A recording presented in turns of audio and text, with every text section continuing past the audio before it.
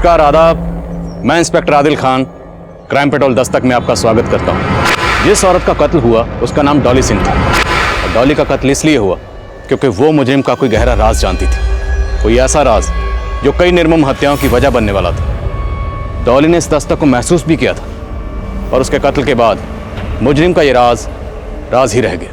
और हैरानी की बात यह थी कि डॉली की मौत के 2 महीने बाद भी उसके कत्ल के बारे में किसी को कुछ नहीं पता था। लेकिन डॉली का कत्ल इस केस का आखिरी चैप्टर नहीं था। अब हमारे सामने मुजरिम का एक ऐसा चैप्टर आया जो भयंकर खून खराबे की तरफ इशारा कर रहा था।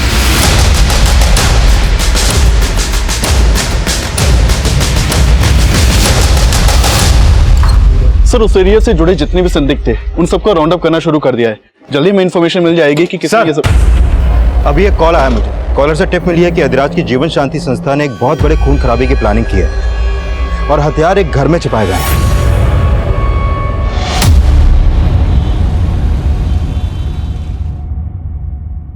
पूजा बेटा, ये देख। अरे भाई, लड़के तो सारे ही सही हैं। तुझे इनमें से कोई लड़का पसंद है तो बता, रिश्ते की बात चलाते हैं फिर।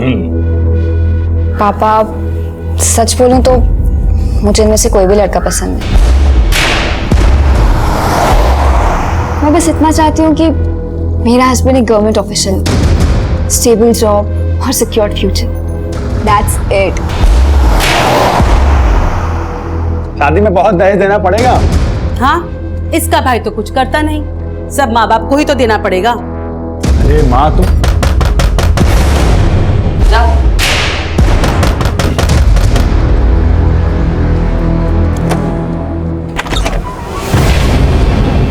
चेक करो सब्जेक्ट।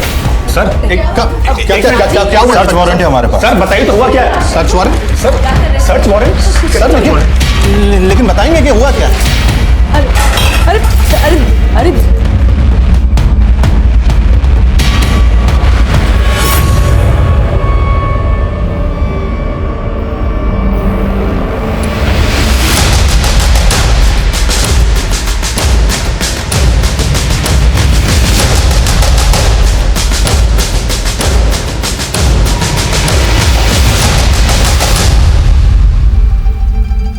हमारी समझ में कुछ नहीं आ रहा है कि वो हथियार यहाँ कैसे आए।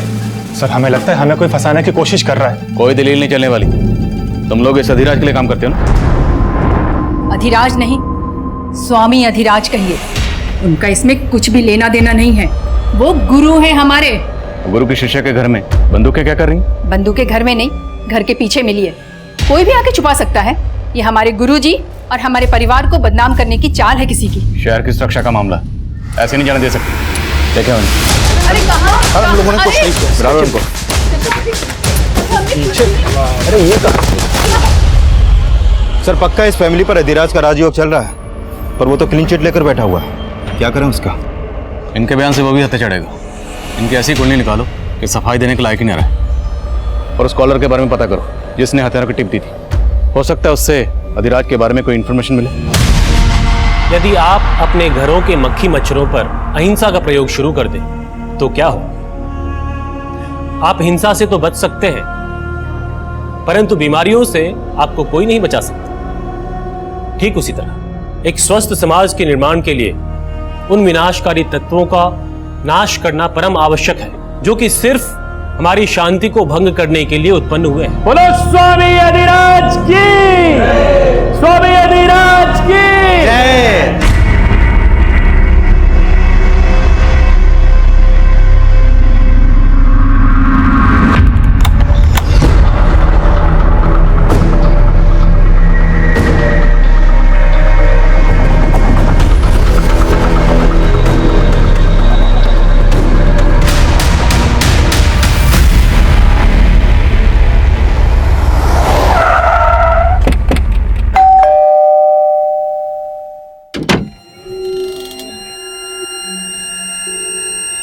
हमें रमेश शुक्ला से मिलना।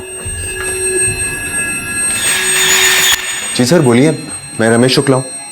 रमेश जी, आपने जो फ़ोन करके हमें इन्फॉर्मेशन दी उसके लिए थैंक यू वेरी मच। एक मिनट सर, मैंने आपको कॉल किया? हाँ, आपने तो कॉल किया था मुझे।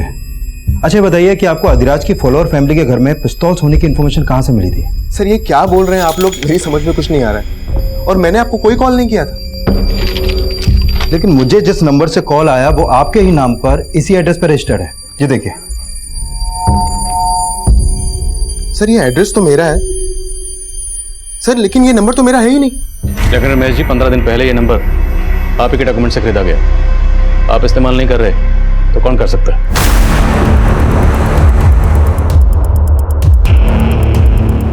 आप मैं इनकी वाइफ कीर्ति शुक्ला। कीर्ति जी, आप जानते हैं इस नंबर के बारे में? नहीं सर, मुझे इस नंबर के बारे में कुछ नहीं पता।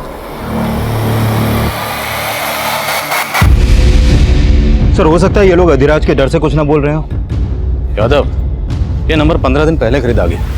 उसे सिर्फ एक कॉल किया गया और तुम्हें, उसके बाद से ये नंबर बंद है। मामला कुछ और है। तिवारी परिवार के खिलाफ कुछ मिला? सर मैंने चेक किया लेकिन अभी तक कुछ खास नहीं मिला है। और हाँ सर, तिवारी परिवार में वो माता जी निर्मला तिवारी, सिर्फ उनका ही अधिराज के आश्रम में आना जाना है और वो भी मोबाइल यूज नहीं करती हैं। तो घर के पिछले हिस्से में हथियार हैं, ये सिर्फ निर्मला देवी को पता होगा या पूरे परिवार को? या कहीं ऐसा तो नहीं कोई वाकई ने फंसाने की कोशिश कर रहे हैं? और ये रमेश और उसकी बीवी कुछ ठीक नहीं लग रहे। इनके बारे में पता करो, हो सकता है कुछ छुपा रहे हैं। सबूतों के अभाव में तिवारी परिवार को जमानत मिल गई, पर हमें लग रहा था कि तिवारी परिवार सिर्फ मोहरा था। असली गुनहगार अधिराज, जिस पर पहले भी हिंसा भड़काने के आरोप लग चुके थे, और अधिराज एक सफेद पोश मुजरिम था। इसलिए बिना किसी पुख्ता सबूत के हम उसके गिरेबान में हाथ नहीं डाल सकते थे। और मामला नेशनल सिक्योरिटी का था। हम इस केस की कड़ियां जोड़ ही रहे थे कि हमारे सामने एक मर्डर केस आया।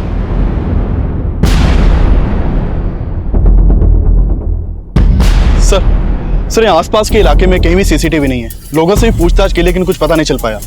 बॉडी को तालाब में फेंकने की कोशिश की गई होगी, लेकिन शायद ठीक से डंप नहीं कर पाए। ये देखो, कलाई पर टैटू है। आसपास के थानों में पता करो, हो सकता है किसी ऐसी औरत की मिसिंग कंप्लेंट फाइल की गई हो जिसमें इस टैटू का डिस्क्रिप्शन हो। Okay sir. Mishra sir. Body को पोस्टमार्टम के लिए भेजो। Okay sir. गन वाले केस का क्या हुआ? अधिराज से कब मिल सकते हैं? सर अधिराज के आदमी कुछ ठीक से बता नहीं रहे। हमेशा यही बोलते हैं कि स्वामी जी ध्यान में है। वो जानबूझ के हमें अवॉइड कर रहा है। ध्यान तोड़वाना पड़ेगा उसको।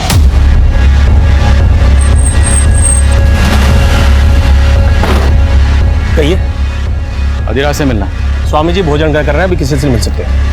अरे मैंने आपसे कहा स्वामी जी भोजन ग्रह कर रहे हैं। अरे मैंने आपको कहा स्वामी जी भोजन ग्रह कर रहे हैं। देखिए, आने दो। आइए बैठिए, इनके लिए भी भोजन लगाइए। हम यहाँ खाना खाने नहीं आए, तेरी खुराक जानने आए। सुना तुम्हारी संस्था के लिए हथियार बन रहे हैं? हम तो शुरू से ही असामाजिक तत्वों के निशाने पे हैं। यदि उनका बस चले तो हमारे आश्रम में भी 2-4 बम गिरा दें। बातों के दिखाते हो तुम लोग। तुम्हारी शिष्या निर्मला तिवारी के घर पर 5 पिस्तौल मिले, बाकी असला बारूद कहाँ छुपा रखा?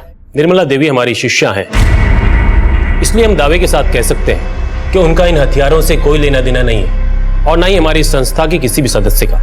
यह अवश्य हमारे शत्रुओं की चाल है, एक षड्यंत्र है। हिंसा भड़काने के आरोप पहले भी लग चुके हैं तुम। बस हमारी मुलाकात पूर्ण हो गई, अब आप सब लोग जा सकते हैं। और ध्यान रहे इंस्पेक्टर, अगली बार जब आप आए तो अपने साथ अनुमति लेके आइएगा, वरना आप तो जानते ही हैं हमारे भक्तजन क्या क्या कर सकते हैं। हम तो जानते हैं कि तुम्हारे भक्तजन क्या क्या कर सकते हैं, लेकिन शायद तुम नहीं जानते कि हम क्या कर सकते हैं। अब आप कहाँ जा रही हैं? गुरुजी से मिलने। बात तुम्हारे आगे तो हाथ जोड़ रहे हैं। इतना सब कुछ हो गया घर में, लेकिन गुरुजी गुरुजी ने हमेशा हमारा भला चाहा है, और आगे भी हमारी नैया वही पार लगाएंगे। माँ जी, नैया डूब रही है, अब तो स्वामी जी की पतवार छोड़ दो।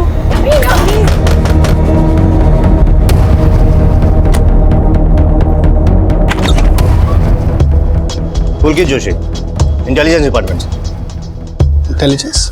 देखिए, मैं जानता हूं कि स्वामी अधिराज की वजह से आप लोग पुलिस के रडार पे हैं, लेकिन अगर आप लोग हमारे साथ थोड़ा कोऑपरेट करेंगे तो मैं आपको इस मुसीबत से बचा सकता हूं। सर, जिस औरत की लाश हमें तालाब के पास मिली थी, कानपुर के किसी भी थाने में उसकी मिसिंग कंप्लेंट फाइल नहीं हुई है। कानपुर के बाहर पता करो। Okay sir. सर मैंने रमेश शुक्ला और कीर्ति शुक्ला इन दोनों के कॉल रिकॉर्ड चेक किए। सर इस कीर्ति शुक्ला का निर्मला तिवारी के पोते सुदीप से अफेयर का इंडिकेशन मिला है। मतलब तिवारी परिवार और शुक्ला परिवार में कोई ना कोई कनेक्शन जरूर है। रमेश शुक्ला के नाम से जो सिम खरीदा गया उससे ये टिप मिलना कि तिवारी परिवार के घर में हथियार हैं। इसका स्वामी अधिराज या उसकी संस्था से कोई ना कोई ताल्लुक जरूर है, जो ये दोनों फैमिलीज हमसे छुपा रही हैं।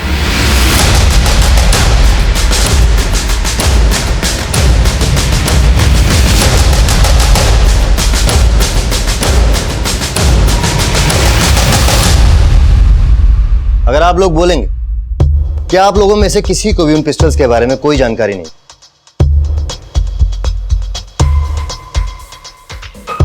तो इस बात का विश्वास तो मैं भी नहीं करूं। लेकिन सर, हकीकत तो यही है कि हमारा उन हथियारों से कोई लेना देना नहीं है। रमेश शुक्ला और उसकी बीवी कीर्ति शुक्ला, उनका किससे लेना देना है? देखिए, मैं अच्छी तरह जानता हूं कि आप लोग स्वामी अधिराज के राजदार हो और यहां आने से पहले आप लोगों के बारे में मैंने सारी इंफॉर्मेशन इकट्ठा की। अगर आप लोग किसी भी पचड़े में नहीं पड़ना चाहते तो जैसा मैं कहता हूं वैसे कीजिए। जब भी इस तरह के केसेस सामने आते हैं तो स्टेट पुलिस के अलावा सेंट्रल एजेंसीज की भी उन पर नजर रहती है। आईडी सेंट्रल गवर्नमेंट के लिए काम करती है, जो कभी कभी स्टेट पुलिस को बाईपास करके अपनी इन्वेस्टिगेशन करती है, जिसकी भनक हमें भी नहीं होती। पुलकित जोशी और तिवारी परिवार की मुलाकात के बारे में हमें कुछ नहीं पता था। दरअसल उस वक्त इस केस में ऐसा बहुत कुछ हो रहा था जो हमारी नजरों के परे था।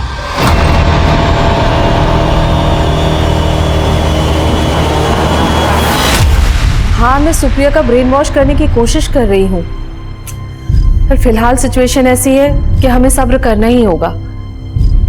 हाँ, लेकिन मैं इतनी जल्दी उससे कैसे बात कर लूं? एक मिनट, दरवाजे पर कोई है, मैं बाद में बात करती हूँ।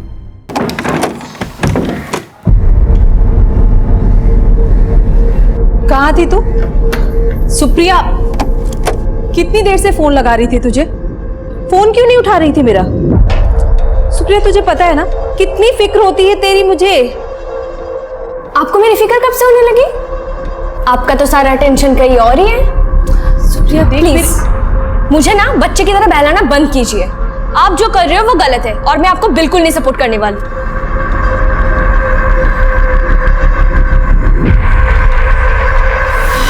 सर देखिए, कोई गलत फहमी हुई है आपको। सर देखिए, हम मानते हैं कि कीर्ति से हमारी फोन पर बातचीत होती थी, लेकिन पहले हमको आइडिया नहीं था कि वो इस हद तक जा सकती है। अब तो हमको पक्का यकीन हो रहा है कि ये सब उसी की करतूत है। क्यों? ऐसा क्या था? कीर्ति ऐसा क्यों करेगी? सर, कीर्ति से हमारा कांटेक्ट एक सोशल नेटवर्किंग साइट पे हुआ था। वो अपनी लाइफ से बहुत ही डिप्रेस्ड थी। फिर तो हमारी बातचीत होती थी सिर्फ, लेकिन उसके बाद हम मिलने भी लगे थे। रमेश से शादी करना मेरी जिंदगी की सबसे बड़ी गलती थी सुदीप। वो बहुत डोमिनेटिंग है, आए दिन मुझ पे हाथ उठाता। मैं तो परेशान हो गई हूँ उससे। तुम मुझसे डिवोर्स दे दो। देखो, मैं तुमसे शादी करने के लिए तैयार हूँ, अगर तुम हाँ कहो तो। सर, मैंने सोचा भी नहीं था कि वो मेरा प्रपोजल ठुकरा देगी। उसका तो इंटेंशन सिर्फ फिजिकल रिलेशन बनाने में था, इसीलिए मैं उसको अवॉइड करना शुरू कर दिया। लेकिन उसे तो ये भी बर्दाश्त नहीं हुआ। सुदीप, तुम मुझे अवॉइड करके बहुत बड़ी गलती कर रहे हो। गलती तुम्हारे करीब आकर की थी मैंने, लेकिन अब सब खत्म हो चुका है। आइंदा मेरा रास्ता रोकने की कोशिश मत करना। तुमने मुझे समझ क्या रखा है सुदीप? अब देखो मैं तुम्हारा क्या करती हूँ। सर, जरूर उस कीर्ति ने ही हमारे घर में हथियार छुपवा करके ये पुलिस केस में हम सबको फंसा करके हमसे बदला लिया है। किसने क्या किया वो हम देख लेंगे। तुम ये बताओ, तुम्हारे और कीर्ति के अफेयर के बारे में कीर्ति के हस्बैंड को पता था? नहीं सर, मुझे कोई आइडिया नहीं है कि कीर्ति का किसी के साथ अफेयर था। तुम्हें तो ये भी आइडिया नहीं कि तुमने अपने ही नंबर से फोन करके मुझे टिप दी थी। सुदीप और उसकी फैमिली को फंसाकर अपना बदला लेना चाहते थे। सर, मैं आपको पहले भी बोल चुका हूँ कि मैं उस नंबर के बारे में कुछ नहीं जानता। और वो हथियार जो सुदीप के घर में छिपाए गए, उसके बारे में भी कुछ नहीं मालूम? नहीं सर, मेरा इन सब से कोई लेना देना नहीं है। तो फिर किसका लेना देना है? तुम्हारी बीवी का? नहीं सर, मुझे उस नंबर के बारे में कुछ नहीं पता। तुम्हारे पति के डॉक्यूमेंट्स तुम्हारे अलावा और किसके हाथ लग सकते हैं? अब या तो तुम कुछ छुपा रही हो या तुम्हारा पति। तुम्हारा पति जानता है ना तुम्हारे और सुदीप के अफेयर के बारे में? नहीं सर, रमेश को कुछ नहीं पता। और रही बात सुदीप की, तो वो भी कोई दूध का धुला नहीं है। वो मुझसे शादी सिर्फ इसलिए करना चाहता था क्योंकि उसकी पूरी नजर मेरी जायदाद पर थी। वो मुझसे शादी करके अपनी बहन के लिए दहेज का बंदोबस्त कर रहा था। सर, ये रमेश भी अपनी बीवी के लवर से बदला लेने के लिए उसको फंसवा सकता है। और ये भी हो सकता है कि कीर्ति वाकई में सुदीप के लिए ऑब्सेस्ड हो, पर सुदीप ने उसे घास नहीं डाली, इसलिए उसने बदला लेने के लिए सोचा। हो सकता है सुदीप ऑब्सेस्ड हो, कीर्ति ने उसकी इंटेंशन भाप ली हो, और ये सुदीप कीर्ति को धमका रहा हो। स्वामी अधिराज की संस्था से हथियार जुटाना उसके लिए मुश्किल नहीं है। लेकिन सर अगर ऐसा है तो रमेश इस बात से इनकार क्यों करेगा कि उसकी आईडी से लिए गए नंबर से उसने फोन करके कोई टिप्पणी दी? तो मतलब कोई चौथा है जिसका गेम इन दोनों फैमिलीज को फंसाना है।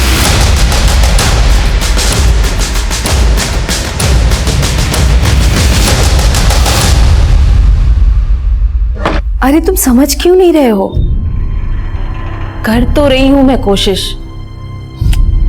ये सही समय नहीं है, हमें थोड़ा और वेट करना पड़ेगा। हाँ 1 मिनट, बाद में बात करती हूँ, बाय। ये लीजिए। क्या है ये? इन पेपर्स में साफ लिखा है मैं अब इस घर की बराबर की हकदार हूँ। सुप्रिया ये सब क्यों कर रही है तू? ये प्रॉपर्टी पापा की थी ना, तो उनके मौत के बाद आप अकेले तो मालिक नहीं बन सकती। आप मुझे मेरा हिस्सा दे दीजिए और अलग हो जाइए। कल्याण, गुरुजी, पुलिस अब सुदीप को तंग करने लगी है, आप कुछ कीजिए ना। आप हमारे सानिध्य में हैं। अपनी समस्त चिंताएं हमें दे दीजिए और निश्चिंत रहिए, परंतु स्मरण रहे आपका समर्पण पूर्ण होना चाहिए। ऐसी कोई बात ना हो जो हमसे छुपी हो। कुछ तो ऐसा है जो आप छुपा रही हैं हमसे। गलती हो गई गुरुजी, बहुत बड़ी गलती हो गई। आप तो परम ज्ञानी हैं गुरुजी, आपको जानते हैं। हम आपको उस आईडी एजेंट के बारे में बताने ही वाले थे गुरुजी। ID agent? कौन आईडी एजेंट? देखिए मैं जानता हूँ कि आपकी दादी अधिराज के खिलाफ नहीं जाएगी और ना ही आपके परिवार में से कोई इसके खिलाफ जाएगा, और उसका खामियाजा आप अच्छी तरह भुगत चुकी हैं। पर हम गलत नहीं है। मैं जानता हूँ, लेकिन अधिराज 100% गलत है। देखिए अभी तो उसका हथियारों का ही कनेक्शन आपके परिवार से मिला। अगर अब भी आप लोगों ने मेरी बात नहीं मानी तो आप लोगों को कोई बचा नहीं पाएगा। पर इसमें मैं क्या कर सकती हूँ? मेरी बात कोई नहीं सुनेगा। आपका घर इसी गली में है ना? जी। देखिए सवाल सिर्फ आपकी बदनामी का नहीं, नेशनल सिक्योरिटी का सवाल जो मैं आपकी फैमिली से एक्सपेक्ट करता हूँ, क्या मैं आपसे एक्सपेक्ट कर सकता हूँ? मैं क्या कर सकती हूँ? अगर आप आईडी की मदद करेंगे तो मैं आपको जरूर बताऊंगा कि आपको क्या करना होगा।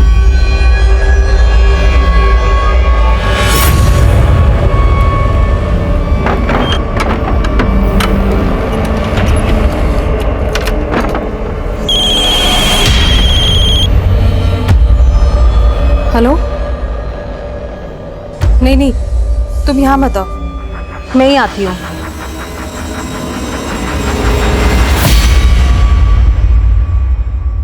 पोस्टमार्टम रिपोर्ट के मुताबिक इसकी उम्र 25 से 28 साल के बीच की होगी, लेकिन सर कानपुर और उसके आसपास के एरिया में इस उम्र की औरत की कोई भी मिसिंग कंप्लेंट दर्ज नहीं हुई है। पर मौत की वजह है सफोकेशन।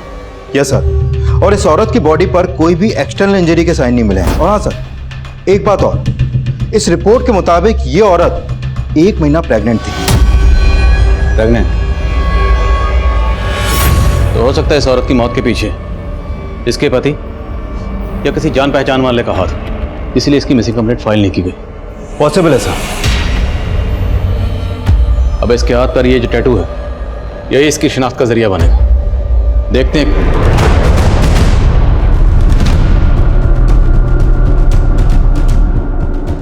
आई थिंक ये टैटू मैंने कहीं और भी देखा है।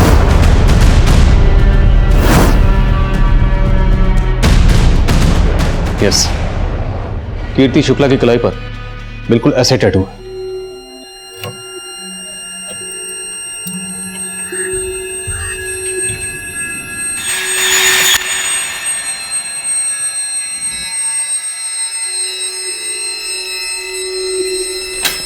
रमेश, क्या ये सब? रमेश मैं तुम्हें बताने ही वाली थी। क्या बताने वाली थी? बेवकूफ समझ के रखा है तुमने मुझे? आखिर दिखा दी तुमने अपनी जात। पहले खुद आईना देखो, तुम्हारी जात क्या है मालूम है मुझे। पता नहीं रोज कितनी लड़कियों के साथ जाकर सोते हो। रमेश हाथ उठाना मुझे भी आता है, आज गलती कर दी, आइंदा मत करना।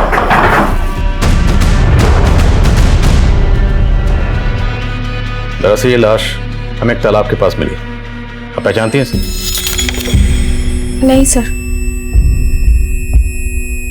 इसे जानते हो सकता है तुमने इस लड़की को अपनी वाइफ कीर्ति के साथ कभी देखा हो। नहीं सर, मैंने इसे कभी नहीं देखा। पर आप ये सब मुझसे क्यों पूछ रहे हैं? क्योंकि इस औरत की कलाई पर बिल्कुल वैसे ही टैटू है जैसा आपकी कलाई पर। हाथ दिखाई। ये देखिए, फर्क सिर्फ इतना है कि इस औरत के हाथ में जो टैटू है उसमें ए लिखा है और आपके के। ये टैटू आपने कहां से बनवाया? याद नहीं है, बहुत टाइम हो गया है। याद नहीं मतलब? ये टैटू आपने कहां से बनवाया, आपको याद नहीं? हाँ सर, याद आया, गुलमोहर मार्केट से। गुलमोहर मार्केट में कहां से? शायद परम गैलरी। पता करो, शायद इस औरत ने भी वहीं से टैटू बनवाया हो जहां से कीर्ति ने बनवाया। और इस कीर्ति के कॉल रिकॉर्ड्स एक बार फिर से स्टडी करो। हो सकता है कीर्ति इस औरत को जानती हो और हमसे छुपा रही। Okay sir.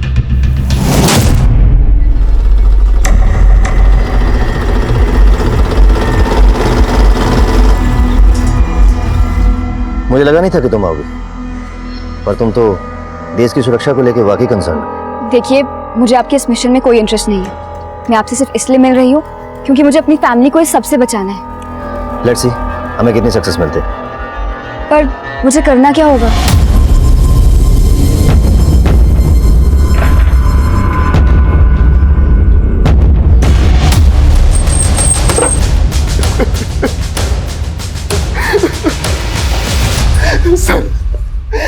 सर जब मैं घर आया तो दरवाजा लॉक था। मुझे लगा कि कीर्ति कहीं बाहर गई होगी। तब मैंने अपनी चाबी से दरवाजा खोला तो देखा कि कीर्ति अंदर।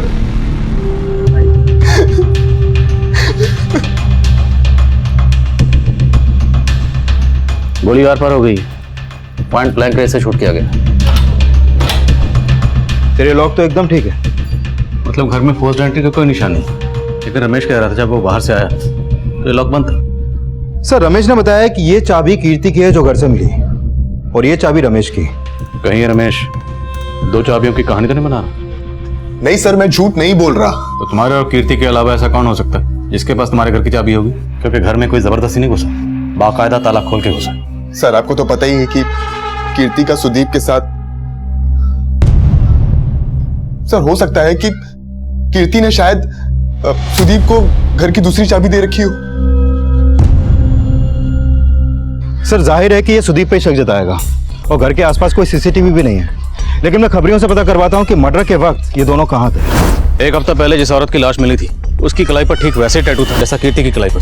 पर अभी तक ना उस औरत की शिनाख्त हो पाई है और ना ही ये पता चल पाया कि वो टैटू कहाँ से बनवाया गया। दोनों के कत्ल के पीछे कोई ना कोई कॉमन कनेक्शन जरूर है।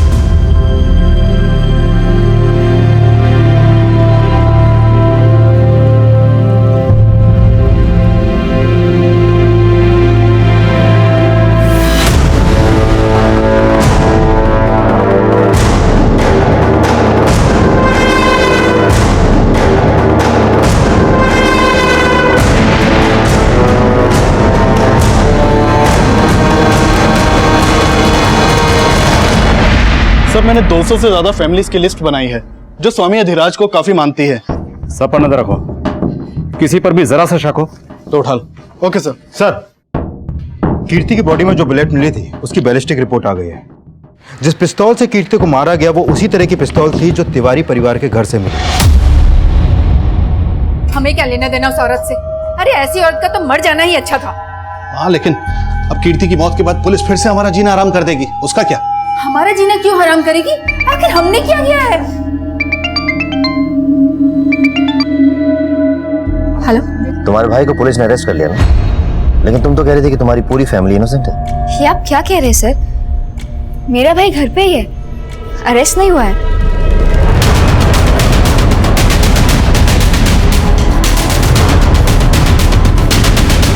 लेकिन साहब, अरे क्या हुआ? ये क्या कर रहे हैं आप लोग? कहाँ ले जा रहे हैं? कहाँ ले जा रहे हैं साहब?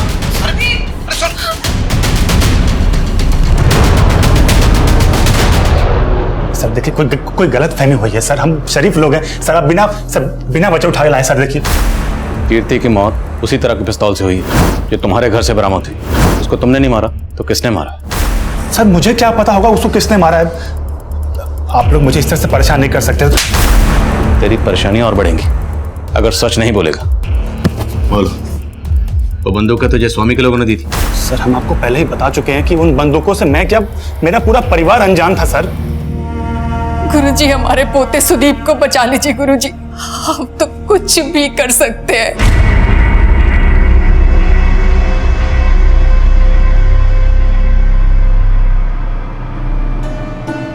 देखिए, समय ठीक नहीं चल रहा है। हमारा सुझाव आपको यह है कि अपने समस्त परिवार को लेकर किसी दूसरे शहर चली जाइए। लेकिन गुरुजी सुदीप, वो तो पुलिस हिरासत में है। उसको बाद में देख लेंगे, समय आने पर उसका उचित समाधान निकालेंगे हम। परंतु इस समय आप बाकी परिवार वालों को लेकर दूसरे शहर चली जाइए। जी गुरुजी। कीर्ति की बॉडी का पोस्टमार्टम करने वाले डॉक्टर का कॉल आया था। उनका कहना है कि कीर्ति भी 1 महीना प्रेग्नेंट थी, ठीक इस औरत की तरह। और सर, इन दोनों औरतों के हाथ में एक ही पैटर्न का टैटू। सर, आपका अंदाजा बिल्कुल सही था, इन दोनों मर्डर्स का लिंक कॉमन है। लेकिन कीर्ति प्रेग्नेंट है, ये बात उसके पति रमेश ने हमसे क्यों छुपाई? सर, मैंने रमेश से पूछताछ की थी।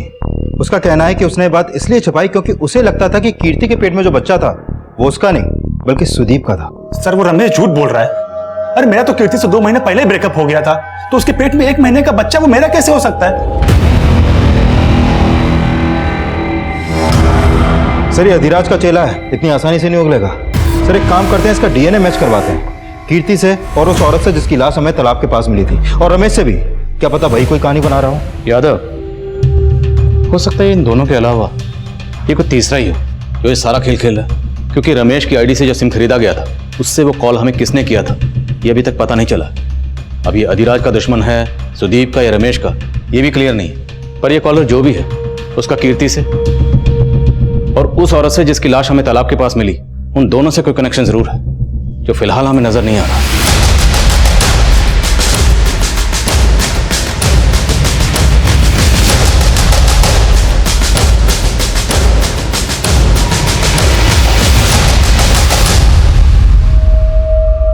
संभाल के लेके जाना और ऐसी जगह छुपाना कि किसी को भनक न लगे। पुलिस ने मुस्तैदी बढ़ा दी है। अधिराज के फॉलोअर्स में से हमने इसे 0 डाउन किया है। इसी ने तुम्हारे घर पे हथियार रखवाए थे। ये तो गौतम जी है, अधिराज जी के महंत। आश्रम के अलावा इसके किसी और ठिकाने का पता है तुम्हें? सर, हमने अधिराज के लोगों में से इस गौतम को 0 डाउन किया है। सर, खबरियों से पता चला है कि मेरठ से खरीदे गए हथियारों की डील के वक्त ये गौतम भी वहां मौजूद था। सर, इस गौतम का आश्रम के अलावा एक और ठिकाने का पता चला है। उठाओ इस गौतम। Okay sir.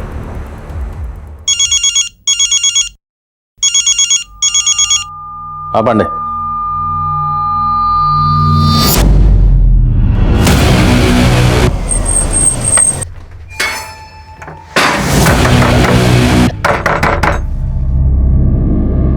आसपास देखो, लगता है घर में नहीं है, शायद किसी ने देखा हो।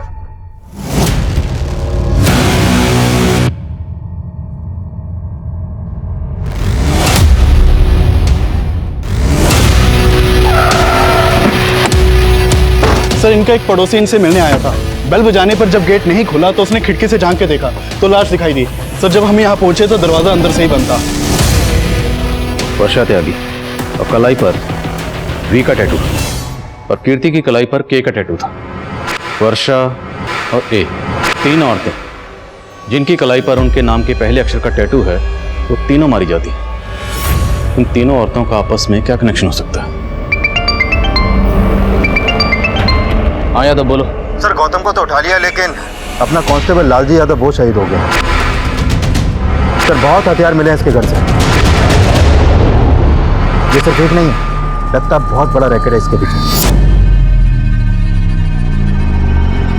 वो वाली बंदी दे। अरे तू जा, जल्दी जा, जल्दी अपना सामान लेके आ। दादी, मुझे कुछ समझ नहीं आ रहा। सुदीप पुलिस कस्टडी में और हम दिल्ली जा रहे हैं। ये हम ठीक नहीं कर रहे।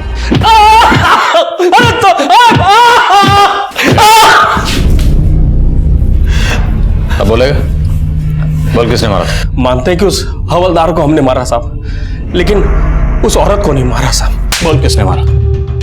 इन औरतों के पेट में किसका बच्चा था? तेरा या तेरे स्वामी का? नहीं स्वामी जी का और ना ही हमारा। ये जो 3 औरतें मारी गई हैं ना, इस टैटू का तुझसे या तेरे उस स्वामी से क्या ताल्लुक है? बोल। ADK कोड है कोई? क्या मतलब है इसका? हमें नहीं मालूम ये क्या है, और इन औरतों से हमारा कोई संबंध नहीं है, और हमने इन्हें नहीं मारा है सर। तेरे घर में जो बंदूकें मिली हैं वो दिवाली पे आतिशबाजी के लिए रखी थी, ऐसे नहीं मानेगा। वॉश करो जरा इसे।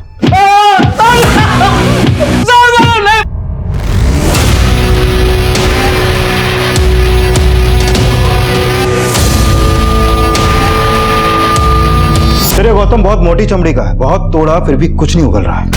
फिर एक काम करें, इसके स्वामी अधिराज को उठाएं। नहीं यादव, इस अधिराज को बिना पुख्ता सबूत के उठाना ठीक नहीं होगा। इसके फॉलोअर हंगामा करेंगे। सही वक्त का इंतजार। सर वर्षा के घर पे जो मोबाइल मिला था उसे ऑन किया। वर्षा के नंबर से आखिरी कॉल विक्रांत नाम के आदमी को किया गया था। सर इस वर्षा और विक्रांत के बीच में काफी लंबी बातें होती थी, लेकिन अभी विक्रांत का नंबर बंद है। वर्षा की बेटी? तो वर्षा की बेटी सुप्रिया का नंबर भी फोन में सेव था। उसे फोन किया तो उसने बताया कि वो जयपुर में है और वो यहाँ आ रही है। वर्षा ने जैसे लास्ट कॉल किया, क्या नाम बताया? सर विक्रांत। विक्रांत मतलब V for Varsha, V for Vikrant.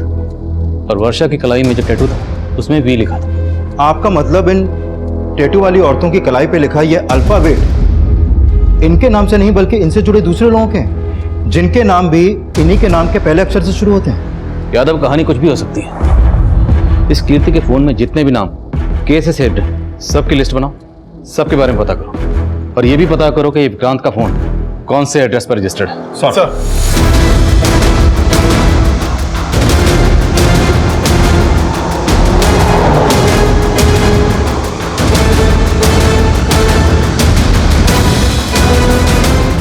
Hello, Kanpur airport. Sir Kirti के मोबाइल में 2-3 नंबर ऐसे हैं जो के से शुरू होते हैं, लेकिन कीर्ति के इन लोगों से उतनी बातें नहीं होती थी जितनी वर्षा की विक्रांत से होती थी। सर वर्षा जिस नंबर पर कॉल करती थी वो नंबर विक्रांत का है ही नहीं। दरअसल वो नंबर इस डॉली सिंह के नाम पर सुभाष नगर के एड्रेस पर रजिस्टर्ड है। सर ये photo mobile network service provider से मिला है। अगर वो नंबर डॉली का था तो वर्षा ने डॉली का नंबर विक्रांत के नाम से क्यों सेव कर रखा है? सर पता चला है कि कानपुर से दिल्ली जाने वाली एक फ्लाइट में बॉम्ब है और निर्मला तिवारी और उसका परिवार उसी फ्लाइट से दिल्ली जाने वाला है। इस खबर ने पूरे शहर में रेड अलर्ट कर दिया। हमने तुरंत एयरपोर्ट पुलिस को इन्फॉर्म किया कि जिस फ्लाइट में बॉम्ब होने की खबर है उसमें हमारी सस्पेक्ट तिवारी फैमिली ट्रैवल कर रही है। एयरपोर्ट पुलिस ने तिवारी फैमिली से पूछताछ की, लेकिन उनके लगेज में कुछ भी सस्पिशियस नहीं मिला और ना ही फ्लाइट में बॉम्ब था। फ्लाइट कैंसिल हो गई और तिवारी परिवार को रिलीज कर दिया गया। लेकिन हम अभी ये जानना चाह रहे थे कि तिवारी परिवार ने अचानक दिल्ली जाने का प्लान क्यों बनाया। क्या गौतम जी को अपने हथियारों के साथ पकड़ा? हथियार तो आपके यहाँ से भी मिले थे, फिर हैरान होने का इतना नाटक क्यों कर रही हैं? नाटक नहीं कर रहे थे साहब। गौतम जी को हम गुरुजी की तरह ही मानते थे और हमको कुछ नहीं पता है। जरूर कोई गलत फहमी है साहब। और सुदीप भी बेकसूर है, उसको छोड़ दीजिए। तो सुदीप के अंदर होते ही दिल्ली क्यों भाग रहे थे? भाग नहीं रहते साहब, वो तो गुरुजी ने कहा था इसीलिए जा रहे थे। पूजा ने कहा था मत जाओ, लेकिन पूजा का? सर वो एयरपोर्ट में पूछताछ हुई थी ना हम लोगों से, वो पहले फ्री हो गई तो पहले निकल गई थी, पर अभी तक घर नहीं आई सर। घर नहीं? मत। हाँ यादव बोलो। सर सुभाष नगर थाने से पता चला है कि डॉली सिंह की मौत तो 2 महीने पहले ही हो चुकी है। सर 2 महीने पहले डॉली की लाश उसके घर के बाथटब में ही मिली थी और इसकी कलाई पर भी सेम इसी पैटर्न का टैटू था। डॉली सिंह और कलाई पे डी का टैटू। इसकी जिंदगी में डी वाला कोई है?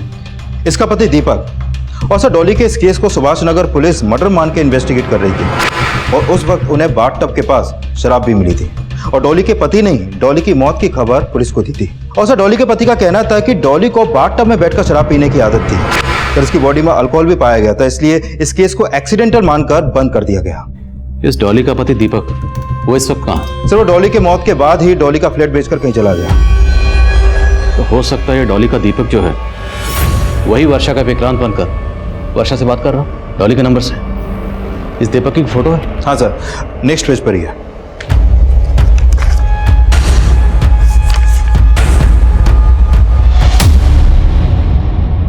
सर मैंने मम्मी को बोला था कि अब विक्रांत से दूर रहो, वो अच्छा आदमी नहीं है। पर मम्मी उससे शादी करना चाहती थी, इसीलिए मैं मम्मी से दूर रहने लगी थी। यही है विक्रांत? हाँ सर, यही वो आदमी है जिसकी वजह से मेरी मम्मी ने सुसाइड किया है। डॉली का दीपक ही वर्षा का विक्रांत है, तो क्या कीर्ति का के और इस औरत का ए भी है? सर ये आदमी इस औरत का ए है कि नहीं ये कह पाना मुश्किल है अभी, क्योंकि अभी तक इस औरत की कोई पहचान नहीं हो पाई है। लेकिन सुदीप कीर्ति से सोशल मीडिया से टच में आया था कि ये आदमी भी कीर्ति से सोशल मीडिया के थ्रू मिला हो। सुदीप कीर्ति को भी अच्छी तरह से जानता था, तो हो सकता है सुदीप इस आदमी को भी पहचानता। सर ये तो इंटेलिजेंस डिपार्टमेंट का एजेंट पुलकित जोशी, इंटेलिजेंस डिपार्टमेंट से। इसने हम लोगों को अपना मुखबिर बनने का ऑफर दिया था। क्या हुआ? क्या ढूंढ रही? वो मेरा फोन नहीं मिल रहा है, शायद आपकी गाड़ी में रह गया होगा। हो, एक्चुअली कार तो मैंने सर्विसिंग के लिए भेज दी, पर यू डोंट वरी, जैसी कार आएगी तुम्हारा फोन भी मिल जाएगा। ये आपके हाथ में टैटू मशीन है ना? एक्चुअली टैटू बनाना मेरी हॉबी है। क्या मैं तुम्हारे हाथ पे टैटू बना सकता हूँ? सर पूजा अभी तक घर नहीं पहुंची और उसका फोन भी बंद आ रहा है। मतलब ये पुलकित अब पूजा का पी बन के है, उसका अगला टारगेट पूजा है। यादव, पूजा की लोकेशन ट्रैक करो, पता करो कि उसका फोन कहां स्विच ऑफ हुआ। हमें पूजा को बचाना है। Okay sir. अच्छा है ना पी? जानती मैं तुम्हारे हाथ पे पी का टैटू क्यों बना रहा हूं? क्योंकि तुम्हारा नाम भी पी से है और मेरा नाम भी पी से है। ठीक है, कुछ भी पता चले तुरंत फोन करो। सर पूजा का फोन अभी लक्ष्मी नगर में बंद हुआ है और जिस नंबर पे उसने लास्ट कॉल की थी वो भी अभी लक्ष्मी नगर में एक्टिव है। सर वो नंबर अदिति बिष्ट के नाम पे रजिस्टर्ड है और ये वही औरत है जिसकी लाश हमें तालाब के पास मिली थी।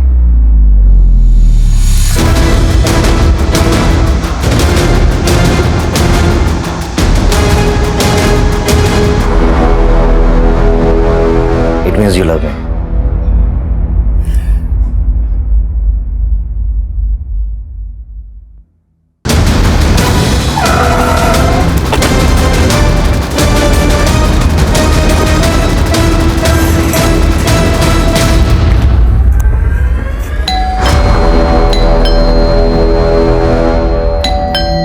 एक सेकंड।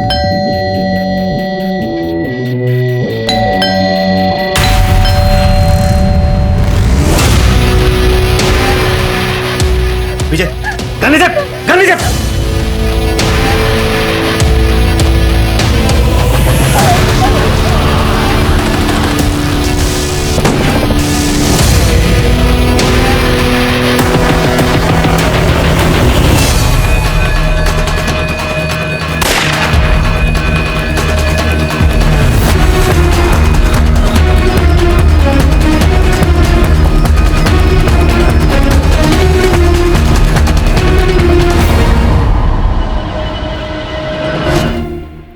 डॉली, अदिति, कीर्ति, वर्षा और अब पूजा।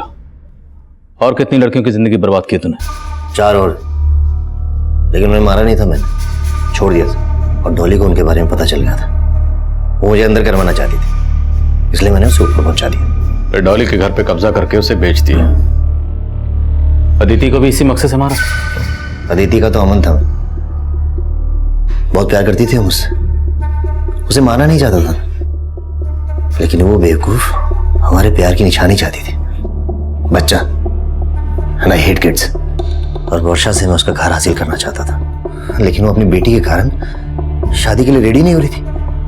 और जब मुझे पता चला कि उसने अपना घर अपनी बेटी के नाम कर दिया तो छोड़ दिया मैंने उसे, मारा नहीं। और उसकी मौत का जिम्मेदार तू ही है।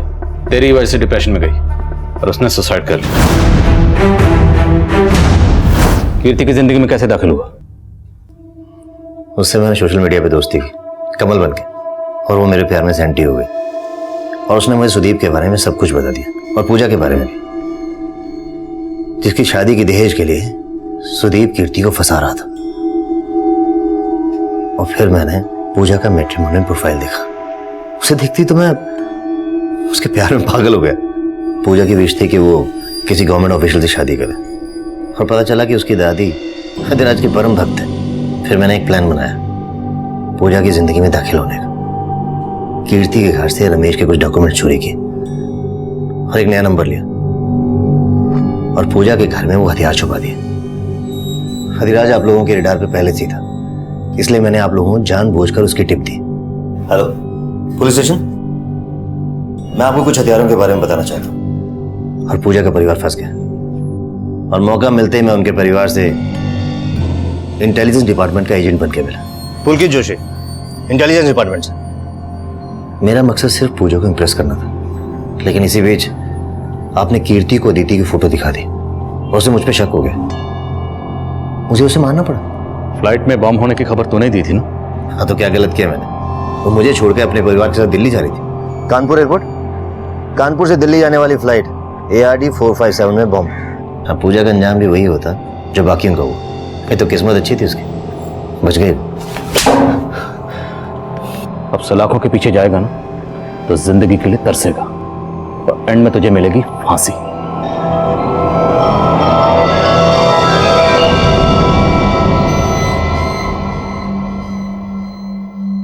हमारे सपने भी कभी कभी दूसरे के जुर्म की दस्तक बन सकते हैं। ऐसा ही कुछ इस केस में भी सामने आया था, और उस जुर्म ने दस्तक दी थी जब पुलकित जोशी नाम रख के एक मुजरिम फेक ID एजेंट बनके तिवारी परिवार से मिला था, और तिवारी परिवार ने हमसे वो बात छुपाई, और उस मुजरिम ने ऐसा शातिर जाल बिछाया कि तिवारी परिवार को इस बात की भनक तक नहीं लगी कि उनकी बेटी पूजा लगातार एक खूंखार मुजरिम से मिल रही थी। ये तो गनीमत थी कि वक्त रहते हम पूजा को बचा पाए, वरना पूजा का भी वही अंजाम होता जो डॉली, कीर्ति, अदिति और वर्षा का हुआ। लेकिन स्वामी अधिराज और उनकी संस्था का इन जुर्मों से कोई ताल्लुक नहीं था। उनकी संस्था से जुड़े गौतम ने संस्था के बाहर रहकर हथियारों की खरीद फरोख्त की थी। वो अब न्यायिक हिरासत में है, और कई नाम रखने वाले पुलकित जोशी का असली नाम जगबीर सिंह है। उस पर हत्या, धोखाधड़ी और आपराधिक साजिश का मुकदमा चल रहा है, जिसका फैसला आना भी बाकी है। अब मैं आदिल खान आपसे इजाजत लेता हूं। आपसे फिर मुलाकात होगी एक नए केस के साथ। तब तक देखते रहिए क्राइम पेट्रोल दस्तक। मकसद बताना नहीं, बचाना है। ऐसे और भी मजेदार वीडियो के लिए हमारे चैनल को लाइक, शेयर और सब्सक्राइब करें।